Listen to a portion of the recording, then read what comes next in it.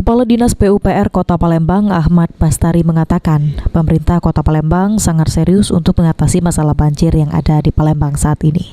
Salah satunya saat ini pemerintah Kota Palembang dan DPRD Kota Palembang tengah menggodok Raperda tentang perubahan tata ruang Kota Palembang yang telah ada sejak tahun 2014 lalu.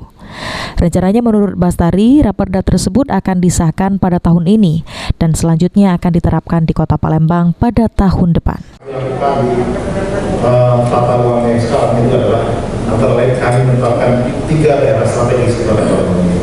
Kalau sebelumnya itu sangat banyak daerah strategis, di tata ruang yang baru kami mencanangkan ada 3 daerah strategis.